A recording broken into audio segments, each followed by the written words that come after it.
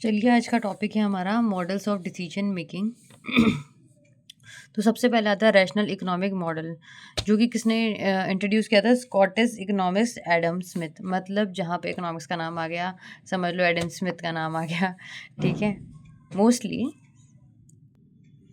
इसके अंदर क्या होता है? Based on rational analysis of potential desire and outcome, based on logical reasoning and objective analysis. सबसे पहले हम क्या करते हैं? प्रॉब्लम देखते हैं, उसको कलेक्ट करते हैं, एनालाइज करते हैं, उसके प्रोज एंड कॉन्स देखते हैं, उसके बाद वो लेते हैं। मतलब हम ना ऐसे ही नहीं ले रहे हैं कोई डिसीजन।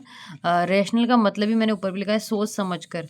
ऐसे ही कोई डिसीजन लेते हैं, सोच समझ कर लेते हैं, सारी चीज़ें देखते हैं, आइडेंटिफाई करते हैं, कनेक्ट करते हैं, डेटा एनालाइज करते हैं, फिर उनके प्रोज एंड कॉन्स देखते हैं, उसके बाद हम एक्शन लेते हैं। तो इसको इसलिए कहते हैं रैशनल इकोनॉमिक मॉडल। ठीक है। और ये एडम स्मिथ ने इंट्रोड्यूस किया था। अब नीचे आ जाते हैं हम, तो हम देखते हैं बाउंडेड रैशनैलिटी मॉडल, जो कि सिमिलर टू दिस, बट इसके अंदर एक चीज़ और क्या लग गई? लिमिटेड। मतलब बाउंडेड, बाउंडेड का मतलब होता है लिमिटेड। मतलब हमने लिमिटेड रिसोर्सेज के साथ सोच समझ कर डिसीजन लेना है, जिसमें decision has to be taken in time, resource, information, so that the set of goals and take decision accordingly. मतलब जैसे मान लो एग्जाम्पल मैंने यहाँ पे लिखा भी है, 10K के अंदर एडवर्टीजमेंट करना है। ठीक है।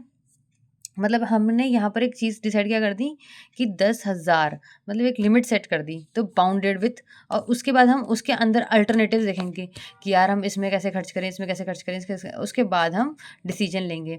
तो इसमें तो हम ये सब चीज़ें नहीं देख रहे हैं, हम तो सिर्फ बहुत सारे क्या देख रहे हैं? अल्टरनेटिव देख रहे हैं कि इसको कैसे सॉल्व करें। हम कोई इसमें जो है लिमिटेशन से कुछ नहीं लगा रहे। इसमें बस ये है कि सोच समझ कर तो करना है,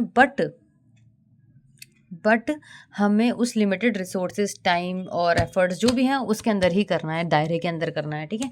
that is bounded rationality model. अब आ जाते हैं हम optimizing decision making model systematic process. नहीं, ऑप्टिमाइजिंग डिसीजन मेकिंग मॉडल, जिसमें क्या होता है? सिस्टमैटिक प्रोसेस होता है, जैसे कि असेटिंग नीड फॉर अ डिसीजन। क्या नीड है? आइडेंटिफाई द डिसीजन क्राइटेरिया, उसका क्राइटेरिया क्या है? एलोकेट वेट्स, मतलब एक रैंक देख लेंगे हम ना कि मतलब कितने लेवल पर है ये, और फिर उसके लिए अल्टरनेटिव देखेंगे, फिर उसको एवेलुएट करेंगे, देन सेलेक्ट करेंगे। मतलब इतना ही है इसमें optimizing decision making model. Decision कैसे लेंगे उसके अंदर, तो ऑप्टिमाइज़ कैसे करते हैं डिसीजन को, उसका वो प्रोसेस दे रखा है। अब आ जाते हैं हम गार्बेज कैन मॉडल। आपको गार्बेज कैन मॉडल, अगर आप लोगों को इसके बारे में थ्योरी देखनी है तो आप देख सकते हो। मैंने सिर्फ ऐसे समझने के हिसाब से कर रखा है। थ्योरी तो बहुत सारी किताबों में बहुत सारा कंटेंट मिल जाएगा, बस इस वीडियो में मैं सिर्फ आप लोगों को मेन चीज़ें समझाना चाहती हूँ। Introduce by Michael D Cohen and James Gee, इन दोनों ने इसे इंट्रोड्यूस किया, गार्बेज कैन मॉडल। इसमें कुछ ज़्यादा दिमाग नहीं लगाना है कि इसमें क्या लिखा है? Garbage can. एक गार्बेज कैन ले लिया हमने, ठीक है। अब उसके अंदर हम ना बहुत सा मतलब लोगों से क्या करेंगे कि आप अपनी प्रॉब्लम्स बताओ और उसका सॉल्यूशन बताओ, और उसमें पुट कर दिया, ठीक है। और फिर जो क्या करेगा मैनेजर, उसको रैंडमली पिक करेगा और फिर उसे जो है फिर उसके बेसिस पे डिसीजन लेगा और उसको जो है ओवरकम करने की कोशिश करेगा, रिजॉल्व करेगा। तो मैंने इसमें लिखा भी है कि problem and solutions are thrown together often at random, मतलब रैंडमली बेसिस पे वो उसमें जो है डाल देते हैं, है ना। दोनों चीज़ें कोई भी पिक कर लिया, और उसमें से ऐसा नहीं कि ये पिक करनी है, कोई सी भी रैंडमली पिक कर ली है और उसका सॉल्यूशन सॉल्व करना, रैंडमली स्लिप उठाओ और सॉल्व करो। मतलब प्रोबेबिलिटी के हिसाब से है ये, और कुछ भी नहीं है इसमें। मतलब मेरे को इतना कुछ वो नहीं लगा इसमें ना, और है भी नहीं, बस ऐसे ही बना दी गई है ऐसा लग रहा है थ्योरी। इम्प्लिसिट फेवरेट मॉडल, इसके अंदर क्या आ रहा है? फेवरेट वर्ड हमने इसमें यूज़ किया है, तो समझ जाओ कि इतना इजी होने वाला है ये आपके लिए। ये किसने डेवलप किया है? स्पिलबर्ग 1967 के अंदर, also called games man model. इसको ये भी बोलते हैं, अगर एग्जाम में आ जाए गेम्स मैन मॉडल, तो हमें याद रखना है फेवरेट मॉडल के अंदर है ये। The model intended to make non programming decisions, हमने पहले वाले वीडियो में पढ़ा है अगर आपने ढंग से पढ़ा होगा तो, जिसके अंदर क्या होता है? सडनली कोई प्रॉब्लम अगर आ गई तो ना हम उसका डिसीजन ले लेते हैं। दैट आर शॉर्ट टर्म, जो शॉर्ट टर्म जैसा, और है ना जो अच्छा लग रहा है ना वो हमने जो है चूज़ कर लिया।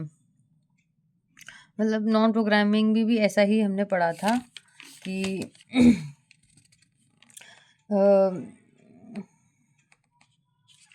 कि ऐसे ही जो है हम डिसीजन नहीं लेते हैं, और जो अच्छा लगा उसको हमने चूज़ कर लिया। ये आ गया हमारा इम्प्लिसिट फेवरेट मॉडल के अंदर। और इसमें दूसरा होता है इंट्यूटिव डिसीजन मेकिंग मॉडल। इसके अंदर कुछ भी नहीं है, जैसा मुझे लग रहा है कि मुझे ऐसा लगता है कि ये सही बोल रहा है या ये सही कर रहा है या ये बंदा सही है, मतलब बस मैंने अपने मन से कर लिया, बस मुझे ऐसा लग रहा है, तो उसके बेसिस पे जो डिसीजन ले लिया, that will be covered in intuitive decision making model. मैंने इसमें लिखा भी है, गट फीलिंग से, खुद के जजमेंट से डिसीजन ले रहे हैं, बस खत्म। तो ये होता है इंट्यूटिव डिसीजन मेकिंग मॉडल। तो हम एक बार वापस से रिवाइज कर लेते हैं। फर्स्ट आता है रेशनल इकोनॉमिक मॉडल, सेकंड आता है बाउंडेड रेशनल मॉडल, थर्ड आता है optimizing decision making model, garbage can model, implicit favourite model, और थर्ड आ जाता है हमारा intuitive decision making model. So I hope everything is clear, or if you don't